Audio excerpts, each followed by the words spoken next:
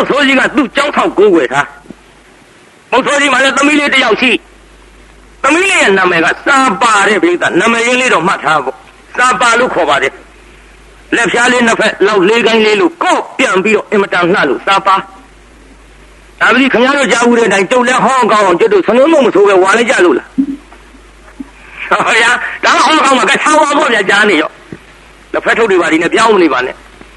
ထားဝါပေါ့ကြားဦးတဲ့အတိုင်း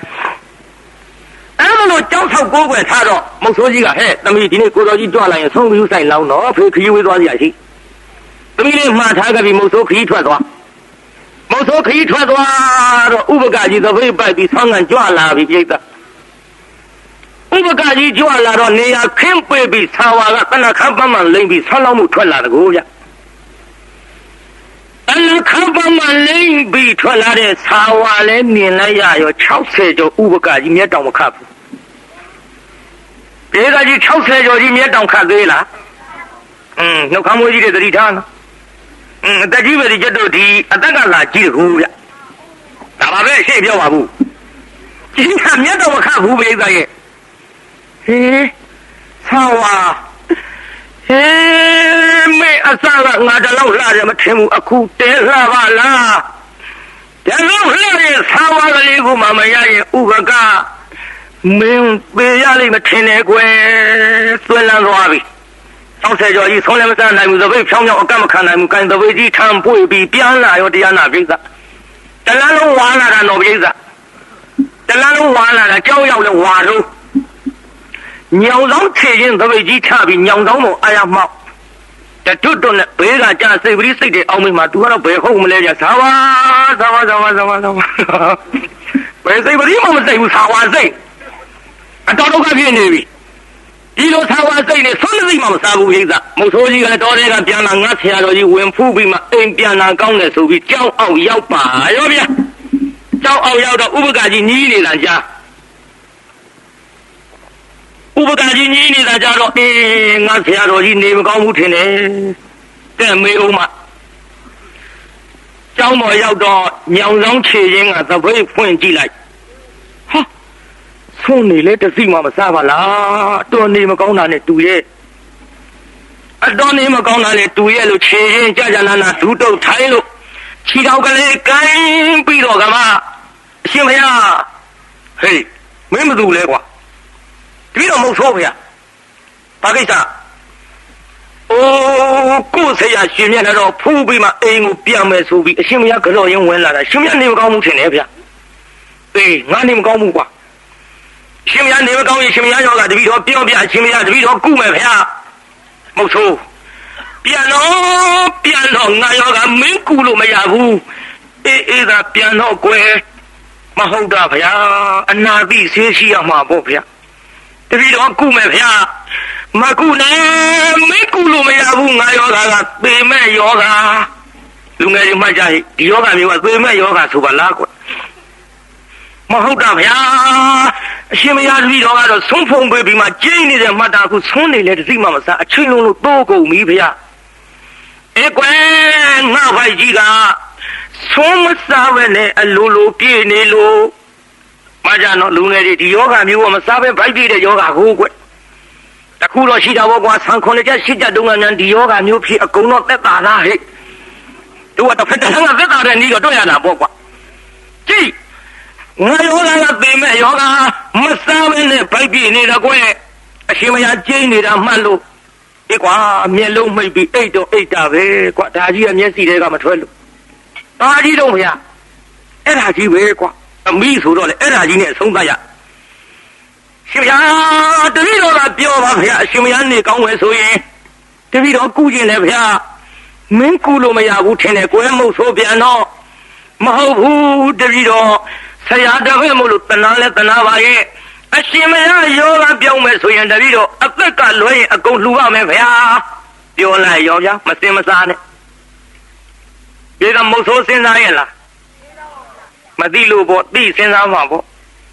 အခုမသိတော့အသက်ကလွဲအကုန်လှူပါမယ်ဖရလို့လဲပြောလိုက်ရောလူမမာကြီးငုတ်တုတ်ဖြစ်လက်ချိုးအတွက်သာဝါကသူ့အသက်လားမဟုတ်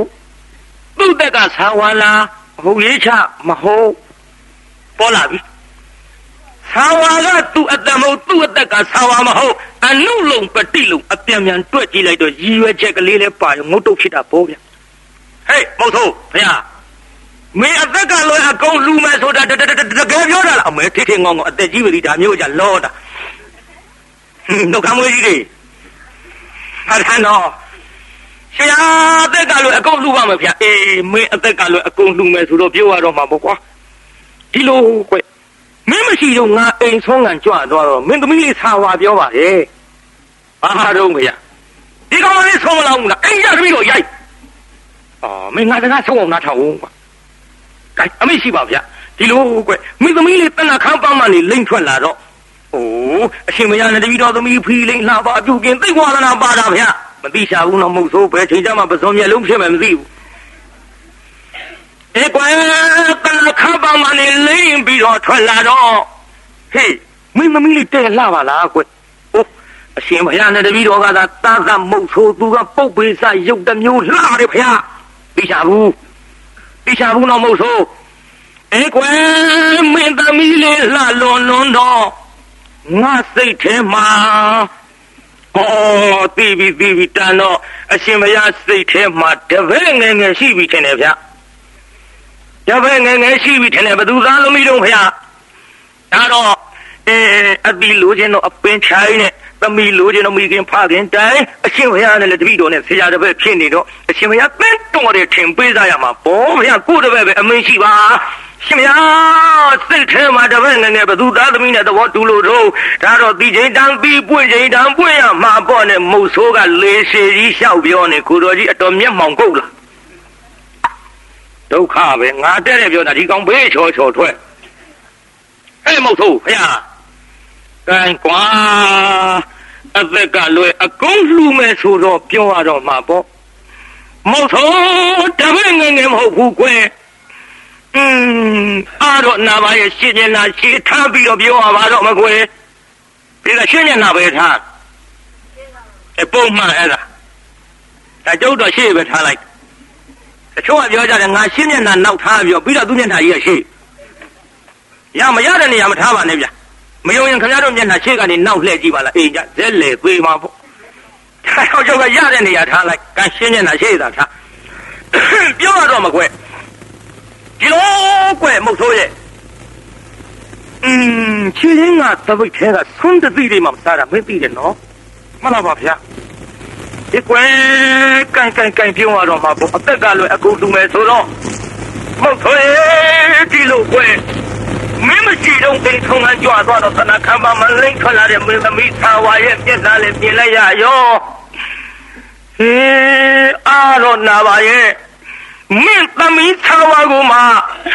ငါမရရင်သေရလိမ့်မယ်တပည့်လည်းမဟုတ်ဘူးငါကိုယ်တိုင်ခွဲဒါကြောင့်မင်းအသက်ကလွယ်အကုန်လှူမယ်ဆိုလို့သာထုတ်ပြောရတဲ့မုတ်ဆိုးရဲ့လို့ဒီလိုလဲပြောလိုက်ရောမုတ်ဆိုးမျက်လုံးပြူပြီဟာတပည့်ငယ်နဲ့မှတ်တာအခုလက်စတတ်တော့အရှင်ဘုရားဟာကလက်စကိုတတ်ကုန်တာကိုဘုရားမလာပါဗျာစဉ်းစားပါဗျာ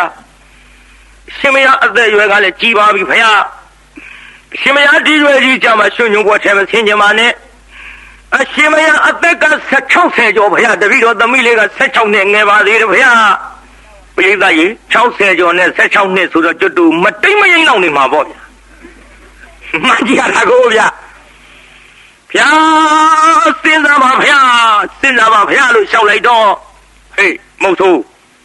မင်းအစကတော့အသက်ကလွယ်အကုန်လှူမယ်လေးပါလေးနဲ့မင်းအခုဂရိဖြတ်ပြီပေါ့ကွာမင်းခုဂရိဖြတ်ပြီအသက်ကြီးတာရမယ်ချအစကတော့အသက်ကလွယ်အကုန်လှူမလေးပါလေးနဲ့ဒါကြောင့်ငါယောဂမပြောပါရစေနဲ့သေမဲ့ယောဂမင်းကူလို့မရပါဘူးဆိုပါလေကနဲ့အခုတော့မင်းဂရိဖြတ်ပြီမဟုတ်တော့ပြန်တော့ငါသေးမကွဲလို့အမင်းညောင်ဆောင်ပေါ်ပြည့်လဲတဲ့အသက်ကြီးဝီဒါမျိုးကြမူရသေးဗျာဘိုးကြီးငယ်ကျိုးငယ်နာပေါ်ကုန်လားငယ်ကျိုးငယ်နာပေါ်ပါဘူးကြီးမမှုတယ်ဆိုတော့ကြီးကျိုးကြီးနာပေါ့ဗျာစဉ်းစားလာထားကြအဲ့ဒါလို့ညောင်ဆောင်ပေါ်ပြည့်လဲလိုက်တော့ကိုင်းဗျာရှင်မရလည်းမသေးကြပါဘူး ကတိလည်းမဖြစ်ပါဘူးဗျာအသက်ကြီးမှတနာလဲတနာပါရဲ့ကဲထွက်ပါတော့ဗျာတပည့်တော်ပေးစားပါမသို့တော့လည်းပဲရှင်မရသားကျွေးမှုမရကျွေးမှုပညာဉာဏ်ရှိရလားဗျာမင်းခုလို့ထစ်လို့ရတဲ့တန်ဃာတွေကိုငါနောက်ကထမ်းပြီးတော့ရောက်မကွာကဲနဲ့တဲ့ပညာလားဗျာ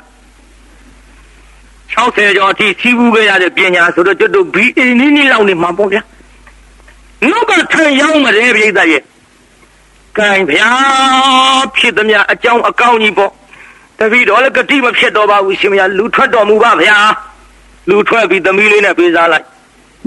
60ကျော်နဲ့16နှစ်ဆိုတော့မင်္ဂလာဆောင်တီးဝိုင်းနေပါလေလုံမနေပါနဲ့ဗျာခတ်တုတ်တုတ်ပေါ့ကဲရသွားပြီရသွားပြီရသွားတော့မိဘပေးစားလို့သာယူရ60ကျော်ကြီးမြီးဖို့ရွယ်ဆိုတော့ဘယ်သူကြည့်ယူနိုင်မှာမလို့ဝိသရဲ့မကြည့်ယူပဲမလို့အတူတူနေပြီးတော့လာခဲ့ကြတရားနာဝိသရဲ့ယောက်ျားဖြစ်တဲ့ဥပကဘယ်လိုဝင်သေခါလိအသက်ကြီးပေမဲ့လို့သာဝဖြစ်တဲ့မိန်းကလေးကငဲနေတော့ဓမ္မရာသဘာဝအတိုင်းသားယောက်ျားကလေးတယောက်သူ့ဘာလားလို့ရွှေဆင်းကလေးဝင်းနေတဲ့ကလေးတယောက်ဖွားမြောက်ပါပြီသားလေးတယောက်ဖွားမြောက်ကလေးကလည်းဥမမဲသားမမြောက်နည်းနည်းတော့စိတ်ပြက်လာပြီပေါ့ဗျာစိတ်ပြက်လာပြီပေါ့ဒုက္ခပဲအဖေပေးစားလို့သာယူရဘာပညာမှလည်းမရှိဘူးအသက်ကလည်းသွေးကနေပြီမကြခင်သေးတော့မှာငါအလောင်းကြီးအိမ်မော်ဝဲတင်ရတာနဲ့အတူတူပဲသူသိလို့ရှိရင်လည်းမကြခင်မုတ်ဆိုးမှဖြစ်တော့မယ်မထူးပါဘူးတချို့စရိတ်မှသက်တာဆိုပြီးတော့သာဝါကကလေးဆောင်ချောင်းရဲပဲသားရဲ့ခင်ဗျားတို့လို့ဆိုရိုးရိုးချောင်းမှာပေါ့ဗျာမိထီလာကန်းတော်အောက်ကဖားကောက်ခဲ့ပါဖားပါရင်တကောင်ပေးဟေပါမျက်လုံးနဲ့ကြောင်တောင်းနဲ့ဖားကောင်ကအေးအိုဘာညာပေါ့ဗျာခင်ဗျားတို့လို့ဆိုရင်ပေါ့ဟောမဟုတ်ဘူးဗျကလေးဆောင်ချောင်းနင့်ဘာယူနောင်ရဟန်းပေါ်ရဲ့ငါကိုမဲ့၍လူထွက်လာဒီချော့လာကြည့်သားမနင့်ဘာကယူပေါ်ကြီးတဲ့ငါမဲ့ပြီးလူထွက်လာတာတဲ့နင့်ဘာယူနိုင်ရဟန်းပေါ်ရဲ့ငါကိုမဲ့၍လူထွက်လာသည်ပညာပေတုံးထမင်းဖြုံးဟဲ့ကတုံးဝဲရဲ့ပါအိပ်ပါတော့လားအမကြတာဗျာကတုံးမှဆိုမွဲရသေးနာရယာကြီးပေါ့ဗျာနာရယာကြီးချော့လိုက်တော့ဥပကကဘာပြောတော့သာဝါမင်းတို့တော့မဆောင်နဲ့ဗျာကန်တဲ့ချော့တာ तू ကမဆောင်နဲ့လို့မှတ်ထားနော်အဲ့ဒါဥပကကြီးဘေးကထိုင်းနေပုံနဲ့မြင်အောင်ကြည့်မျက်စိနဲ့မြင်အောင်တော့ကြုတ်ပြောပြမယ်မြင်အောင်ဖမ်းကြည့်သားမဒူးတစ်ဖက်လှဲလို့မြေကြီးပေါ်ချလို့ဒူးတစ်ဖက်ထောင်းလှဲတဲ့ဒူးပေါ်လက်ဖက်နောက်ကြီးဆန့်ထောက်လို့ထောင်ထားတဲ့ဒူးပေါ်တထောင်စီကြီးဆန်းတင်းလို့မြင်အောင်သာကြည့်မကြည့်တိုင်းဆံဝါတို့တက်တိုက်ဘုရားကြီးရောက်တဲ့အခါကုသိမ့်နာယုံနဲ့ဝင်ကြည့်ကတွေ့လိမ့်မယ်ထိုင်းနေပုံလေးအဲ့ဒါမှမမြင်တတ်သေးဘူးဆိုရင်မယုံရင်တကာကြီးတို့အိမ်ကြတော့ထိုင်ကြည့်ဒီပုံစံကြီးပဲဟာလို့ဟုတ်တယ်လေကိုယ်တိုင်ထိုင်ကြည့်တော့သိရောပေါ့ဘုန်းကြီးပြောတဲ့အတိုင်းကထိုင်ကြည့်ဒီတိုင်းကြီးဟာလို့ကဲတရားနာပရိသတ်ကြီးခုကြည့်ဥပကကအဲ့ဒီတိုင်းကြီးထိုင်ပြီးတော့တို့တော့မဆောင်နဲ့ဗျာမရပါဘူးဟိုကဆက်ချော့ကျောင်းရှင်မြန်ပေမျိုးမို့တေဆိုးလာမောင်းငယ်ကြည့်တရားနာပရိသတ်ကြီးမင်းဖေကအသက်ကြီးမှရှင်လင်ပြန်လာတဲ့ရှင်လူတွေကြီးတဲ့ကျောင်းရှင်မြန်ပေမျိုးဟိုမို့တေဆိုးလာမောင်းငယ်ခွင်ညိုလည်းရနောက်မဖွဲအောင်ခွင်ညိုလည်းရနောက်ကျောင်းရှင်မြန်ပေမျိုးဟိုမို့တေဆိုးလာမောင်းငယ်ခွင်ညိုလည်းရနောက်မဖွဲအောင်ခွင်ရိုးရနောက်မဖွဲအောင်သာဝါတော့ဘုန်းကြီးမှနေအောင်မယ်ကျုပ်ကကိုယ်စလဲပြောပြနေတာရောင်းလဲလဲငိုအားပွင့်နေတဲ့ခွင်ကြမှာကျင့်သိခါကျိုးပြတဲ့သားဟာဘာ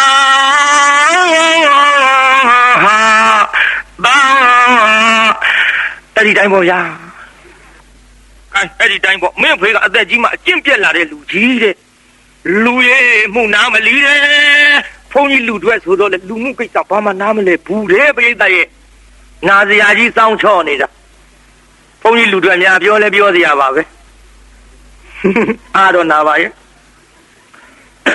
ဟုတ်တယ်လေကိုတကားကြီးလည်းဘုန်းကြီးလူတွေအများကြီးရှိနေတော့အားတော့နာပါရဲ့ပြောမယ်ဆိုလည်းပြောစရာဗျဘုန်းကြီးလူတွေကကျော်ဦးလာသိန်းကြီးကပြောဘူးပါလေလူမထွက်ကြနဲ့ဖျားတယ်ဒီတော့လူထွက်ခါစားကဘုန်းကြီးလူတွေဇာတိမဖြောက်ပုံသူကပြောဗျသင်္ဘောပေါ်မှာရှိုးကောင်းကောင်းနဲ့ဝတ်ထားအပြိုကြီးလေး6ယောက်ကသူ့ဝိုင်းကြည့်တယ်အော်ဘုန်းကြီးလူတွေနဲ့တူလို့မဟုတ်ဘူးဖျားတယ်ရှိုးကောင်းလို့အပြိုလေးအပြိုကြီးပါလေလွယ်ကုန်မှာဟုတ်တယ်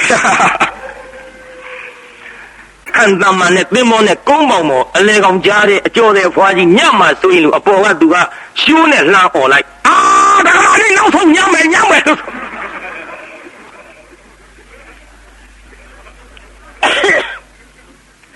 အဲ့ဒါလို့လှမ်းអော်လိုက်တော့သူ့ဝိုင်းကြည့်နေတဲ့အပြိုကြီး6ယောက်ကတို့ရှိုးကောင်းလို့ကြည့်တယ်လက်သတ်တော့ဘုန်းကြီးလူတွေ့ကြီးကိုတော့လို့အဲ့ဒါတပည့်တော်ကိုနောက်မကြည့်တော့ဘူးဖရားတဲ့လက်ကိုတိတ်ရောတယ်ပြောဦးပါတယ်ဦးလာသိန်းကြီးကဟုတ်တယ်ဘုန်းကြီးလူတွေကဇာတိမဖြောက်ဘူးလမ်းသွားအောင်တော့လက်တစ်ဖက်ထဲရမ်းသွားရမ်းမှာပေါ့ဗျဘုန်းကြီးဘွားလုံးကဒီဘက်တစ်ဖက်ကမလွတ်လပ်ဘူးမြုံလာတယ်လွတ်လပ်တဲ့ဘက်ကြီးတအားရမ်းဟုတ်တယ်ဘိသားရဲ့ပြီးတော့ပခုံးတစ်ဖက်နေဘုန်းကြီးလူတွေသေချာကြီးနေရောပေါ့ဗျဘုန်းကြီးဘွားလုံးကတစ်ဖက်ကဝန်ထမ်းထားရခင်ဗျားတို့အင်ကြီးလူအပြည့်စုံမဟုတ်ဘူးတစ်ဖက်ကဘာမှမပေါ့တစ်ဖက်ကအပြည့်ထမ်းရဒါကြောင့်မို့လို့တရားနာပြည်ကလက်တစ်ဖက်ရမ်းပခုံးတစ်ဖက်နေသမင်းစားပြန်တော့လူဘွားရောက်လဲတင်မလင်ကိုရသိဖြတ်တာမဟုတ်ဘူးဇာတိတာဒီထဲတရားနာပြည်ကဟင်းလာလိုက်လို့ရှိရင်ဘုန်းကြီးလူတွေကအကပ်ပြတ်မှကြောက်လို့သပွဲကိုင်းထားသေးအားတော့နာပါရဲ့မဟုတ်ဇာတိမဖြောက်တာပြောတာဒီထဲမြုံလာတရားနာပြည်ကမုတ်ဆိုးမှလည်းဘုန်းကြီးလူတွေနဲ့ရတကယ်ဆိုအသာထိုင်မစားဘူးမုတ်ဆိုးမှလည်းယူထားသေးအနန္ဒဟိုကဟင်းလာပြီးတော့ပကံလားတင်တော့ဘာပြောတော့ဟာဓကမကတ်ဒီတော့ဟိုလည်းမုတ်ဆိုးမှဆိုတော့ပေချင်းဆိုအရင်လည်းမကတ်ပဲနေငါဘာဖြစ်လို့ကတ်ရကုန်ဘောကားရဖြစ်ကုန်ဇာတိမဖြောက်တာပြောပါစေဘုန်းကြီးလူတွေကြောင့်ပြောကုန်မှမဟုတ်ဘူးမကုန်မေးပြောအောင်မယ်နောက်ဆုံးရပဲဗျာစက်မိလို့ပြောတာကျုပ်ကလည်းစက်မိတာတော့ပြောမှာငွေလူမဲ့လူတွေလည်းအိမ်မနေကြနဲ့လှူလက်ကြအောင်တပွဲပွဲဟုတ်တယ်ကျုပ်ဒီအရင်လည်းပြစ်မထားကြနဲ့ပြောရအောင်မြင်းမဘုန်းကြီးလူတွေဟိုမိမရတော့မိမရွာသူကလိုက်သွားရမိမရွာလိုက်သွားတော့တကယ်ဆိုရင်ပြာသူတဘူတွေဆောင်းသွင်းကြီးချမ်းလို့ဗျပြာသူတဘူတွေဆောင်းသွင်းကြီးချမ်းတော့တရားနာပရိသတ်တကယ်ဆိုရင်ငါချမ်းနဲ့စောင်းပေးဟေ့ဆိုအကောင်းလားဟုတ်ဘူးဗျစောင်းတောင်းတာကမ္မဝါဒနဲ့တောင်းကမ္မဝါဒတော့ခင်ဗျားတို့ကြားဘူးပါလေဒူနာဒူမေဘွမ်ဒေသံဂောဆိုတာလေကြားဘူးပါလေအဲ့ဒီကမ္မဝါဒနဲ့စောင်းတောင်းသူ့ရွာသူ့ပြေချမ်းတယ်လေစောင်းဟာ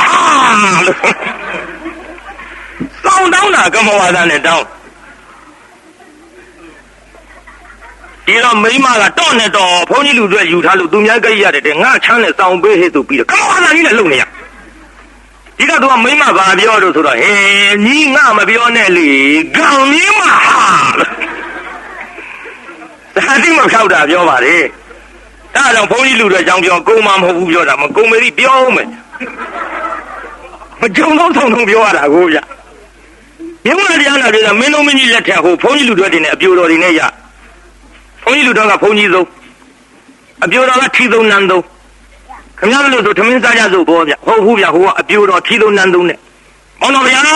ပွဲတော်တဲကြစို့ဘုန်းကြီးလူတော်ကဖုံပေးနှင်းလည်းဗျာအောင်မကြဘူးတော့ဒါလည်းသူကလည်းသူတော့တဲ့လာပေါ့ဗျခင်ဗျားတို့ဆိုအိတ်ကြစို့ဘောဗျဟောမဟုတ်ဘူးဗျမောင်တော်ဗျာစက်တော့ခေါ်ကြစို့ဘုန်းကြီးလူတော်ကကျင်းနှင်းလည်းဗျာသူကလည်းသူကြတော့တဲ့လို့အဲ့တော့ကျုပ်ကမကုန်ဘူးပြောတာအဲ့ဒါကြောင့်မလို့ဘုန်းကြီးလူတွေဆိုတာလူမှုပါမှနားမလဲဘူးတဲ့ဗျ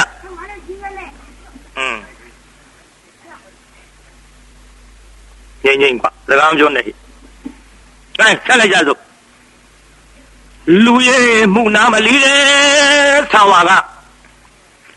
လူရဲ့မှုနာမလီမြောက်ဝတိထင်ရှားဟာသ 60ဘာသာကမထားခုပူအောင်တိတ်ပါဆိုမတိတ်ဖဲရဲ့နဲ့ကြိတ်အခမ်းမင်းကိုကျပြောသွားပေါ့ဗျာကိုပေါ့ကိုဆွဲကြရှည်ကြီးပေါ့ဗျာနော်ဘုန်းကြီးဆိုတော့ဒီလောက်ကောင်းတယ်ကြိတ်အခမ်းမင်းကိုကျပြောပခက်တလုံးနဲ့စက်အောင်ညောင်းမှာပခက်နဲ့ချော့လို့လည်းမပြောနှုတ်ချူတိုက်ကျွေးလို့လည်းမအေးမင်းဆွေးလာပူလာကြည့်လာရဲ့လို့ပခက်တလုံးနဲ့စက်အောင်ညောင်းမှာမျက်လုံးကြောင့်ကျဲလဖူးရဲ့လေနွယ်လူမူရဟံမုံစေဖို့ဖန်ဘုန်းကြီးလူတွေဆိုတော့နှစ်ဖူးကျဲကြီးနဲ့တဲ့မျက်လုံးကကြောင်တောင်တောင်းနဲ့မင်းကြည့်ရတာဘလူးရုပ်ပေါက်နေတာပဲပေါ့ဗျာနာစရာကြီးချော်တယ်ဥပကကမင်းတို့တော့မဆောင်နဲ့ဗျာဟိုကချော်တော့နွယ်လူမူရဟံမုံစေဖို့ဖန်မနိတ်တဲ့ငချိတ်ဆံရဲ့မင်းကတိကတနိုင်မုံကလေကောက်ညင်းတောင်ရိုးရိုးမဟုတ်ဘူးအယောင်မဟန်နဲ့ငချိတ်ဆံလေဗျမနိတဲ့ငချိတ်ဆံရဲ့တပိတ်တံမင်းကိုနင်းလေမင်းကိုဒါဖုန်းကြီးလူတွေသားမှုတပိတ်တံပါတယ်အိုင်နာစရာကြီးတွန်းချော်တော့ဟေးသာဝါမင်းတဲဆောင်ပါလားငယ်ငယ်ရွယ်ရွယ်နဲ့မင်းတခုလက်တလင်ဝါဖြစ်ချင်မလားငါမိတ်ဆွေကြီးဇီနာရှိသနော်ငါမိတ်ဆွေထံငါသွားလိမ့်မနော်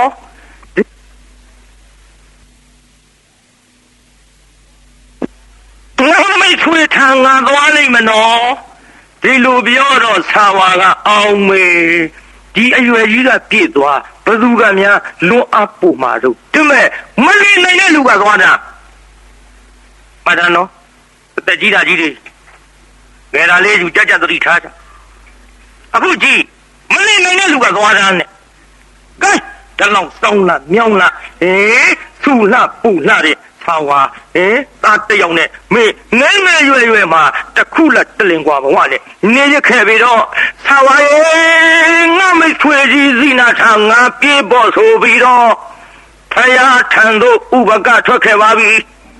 ဖယားကိုတော်မြတ်ဒါကြောင့်ချီရင်ကြွတာနော်ဖယားကိုတော်မြတ်ကလည်းခြေသားတို့60ကျော်60ကျော်လူအိုကြီးများလာရင်ဇိနာလို့မေးလာရင်ငါဖယားထံအရောက်ပို့လိုက်ကြကိုဗျအဲ့လိုအရောက်ပို့လိုက်ကြဆိုတော့ဇိနာရောဖယားဇိနာပြတော်မူကြပါဖယားဇိနာထံရောက်ပို့တော်မူကြပါဖယားလို့ဆိုတော့တတိသားရဟန်းတော်များကဖယားထံပို့ဖယားထံရောက်တော့ဖယားကိုတော်မြတ်ကပင့်လျောလျောက်ပတ်တဲ့ဒေသနာဓမ္မပြဥပကကြီးလေဒီမဲ့တရားနာပိသပဋိကတန်ရောစဉ်ခွာတဲ့အနာဂံကြီးတည်ပါပြီဟောပိသကြီးဥပကကြီးဘာတည်သွားလို့အနာဂံမြတ်သုံးမဲ့သုံးဖို့ဗျဘာမှလို့အနာဂံတည်ပြီးတော့ဒီဘဝကသုတေသောခဗြဟ္မပြေတို့ရောက်ပါပြီအခုဥပကကြီးဗြဟ္မပြေရှိလေရဲ့ဒါကယခုဥပကကြီးဘယ်မှာတော့ဗြဟ္မပြေကနေပြီးတော့အောက်ပြန်မဆင်းဘုံစဉ်စမ်းပြီးတော့နောက်ပိုင်းနိဗ္ဗာန်ဝင်လိမ့်မယ်တဲ့ပိသဒီတရားဟောရတာနှုတ်ခမ်းမှုကြီးတွေအားကြမှာလေကြောက်ပါသေးမလေး60လဲကြော်သေးရဲ့16နှစ်လေးလျာသေးရဲ့အနာဂံလဲတည်သေးရဲ့ဗြဟ္မပြေရောက်ဘုံစဉ်စမ်းနိဗ္ဗာန်ဝင်ဒီလိုများဆိုနိခဆိုရင်သွားပြီဗျဟုတ်တယ်သွားပြီဟိုကဖယားနဲ့တွေ့တာခင်ဗျားတို့ကကျွတ်တို့နဲ့တွေ့တာကျွတ်တို့ဟောလို့ကတော့ခင်ဗျားတို့ထားခုံလို့9000ရောက်ဖို့ခဲရင်းနေတော့ဒါတော့အတွေ့ချင်းမတူတော့လည်းပဲတရားနာပိသအာမကြတော့မူကြပါနဲ့ဗျာကဲအခုကြည့်ဥပကကြီးအနာဂံတိဗြဟ္မပြေရောက်ဘုံစဉ်စံနိဗ္ဗာန်ဝင်သူဇလန်ဒီနေရာဖြတ်ကြစို့ကိုင်းတရားနာပိသကြီးကြံ့ကြသေးရဲ့လားပိသအိမ်ပြန်ပို့ကြပါစို့ဗျာပြောရင်ပြောနေနိုင်ကြီးကရမနေဘူးဗျာဒါကြောင့်အတ္တကေဟေပြောသမျှဟောသမျှတွေကသဘောမကျပဲအပြစ်တွေ့ခဲ့လျင်ခြေရင်ရင်ဖုံမုန်းစိတ်တွေ့ပြစ်ပြီးအတိအသောမိမိတို့အိမ်တွေဟာဌာနသို့နေကိုတန်တူပြီးခံ၍ပြန်ကြပေတော့တောင်းမှနေတာနော်တောင်းအောင်မြောက်တို့စိတ်ထဲမကြိုက်တာလေးတွေများပါရင်တော့ဒီချိန်ထိအောင်ဒီလိုမှမဟောမနာနိုင်ဘူးဆိုရင်သိခံနိုင်လောက်ရဲ့လို့တောင်းမှနေပါတယ်ပြိဿကြီးရှင်းတတ်ကြလားပြန်ကြဗျာပြန်မှတော့နတ်ပြန်ကြမနတ်တနတ်မပြန်ကြနဲ့ဒါကြောင့်နေဝတန်တူပြီးခံရတာပြန်ကြပြီတော့ဒီဝတန်တူမေတ္တာရဲ့ဘက်ခါဖြောင်းလိုက်မယ်ပြစ်ပရာတွေဝေးရကမြန်စီရောခြေသာဆွေကလျောင်းပြီးကိုစိတ်နှပြချမ်းသာစွာဖြင့်မှန်စွာမနေ ပြန်ပါလေတော့ပြန်ကြစေကုန်တည်း